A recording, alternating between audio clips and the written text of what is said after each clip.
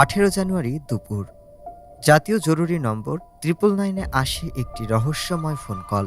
ফোনের অপর প্রান্ত থেকে কাঁপা কণ্ঠে জানানো হয় একটি পরিত্যক্ত ভবনের ভেতরে আগুনে পোড়া দুটি মরদেহ পড়ে আছে। খবর পাওয়ার সঙ্গে সঙ্গে পুলিশ দ্রুত ঘটনাস্থলের উদ্দেশ্যে রওনা দেয়, কিন্তু সেখানে পৌঁছে যা দেখা যায় তা শুধু পুলিশ নয়, পুরো এলাকাকেই আতঙ্ক আর অজানা ভয়ের মধ্যে ঠেলে দেয়। আগুনের তাপে মরদেহগুলি এমনভাবে ঝলসে গিয়েছিল যে তাৎক্ষণিকভাবে তাদের পরিচয়, বয়স কিংবা এমনকি লিঙ্গ নির্ধারণও করা সম্ভব হয়নি। পোড়া দেহের চারপাশে ছড়িয়েছিল কালো ছাই, ভাঙা ইট আর পোড়া গন্ধ। প্রশ্নের পর প্রশ্ন ঘুরপাক খেতে থাকে। কে এই দুজন? কেন তারা এসেছিল এই জনমানবহীন পরিত্যক্ত ভবনে? এটা কি দুর্ঘটনা নাকি পরিকল্পিত হত্যাকাণ্ড? প্রাথমিক পর্যবেক্ষণে পুলিশের ধারণা মরদেহগুলির একটি নারীর হতে পারে, কিন্তু ঘটনাটি এখানেই শেষ নয়। তদন্ত যত এগোয় তত রহস্য ঘনীভূত হতে থাকে। পুলিশি নথি ঘেঁটে উঠে আসে এক ভয়ঙ্কর তথ্য। এটি কোনো বিচ্ছিন্ন ঘটনা নয়। গত 6 মাস আগে একই পরিত্যক্ত ভবন থেকে উদ্ধার করা হয়েছিল মোট 6টি মরদেহ।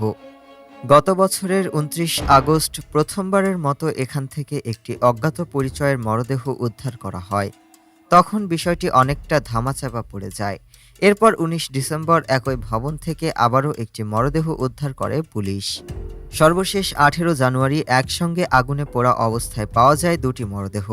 সবগুলোর ঘটনাস্থল একই, ঢাকার সাভার পৌর এলাকার পরিত্যক্ত সাভার পৌর কমিউনিটি সেন্টার। একই ভবনে মরদেহর পর মরদেহ। স্বাভাবিকভাবেই এলাকা জুড়ে শুরু হয় নানা গুঞ্জন, আতঙ্ক আর সন্দেহ।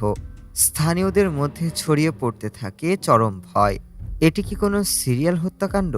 এই প্রশ্নের উত্তর খুঁজতে গিয়ে তদন্তকারীরা উদ্ধার করেন ঘটনাস্থলের আশপাশের কয়েকটি সিসিটিভি ফুটেজ বিশ্লেষণ করতে দৃশ্যপট বদলে যেতে শুরু করে।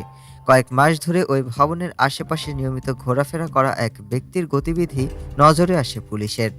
এরপরই সাভার মডেল থানা পুলিশ দাবি করে তারা একজন সম্ভাব্য সিরিয়াল কিলারের সন্ধান পেয়েছে।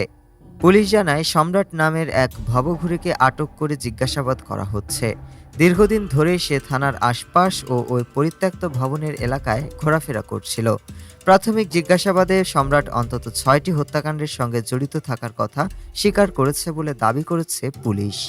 পুলিশের ভাষ্য অনুযায়ী জিজ্ঞাসাবাদের এক পর্যায়ে সে নিজেই একের পর এক হত্যার বর্ণনা দিতে শুরু করে।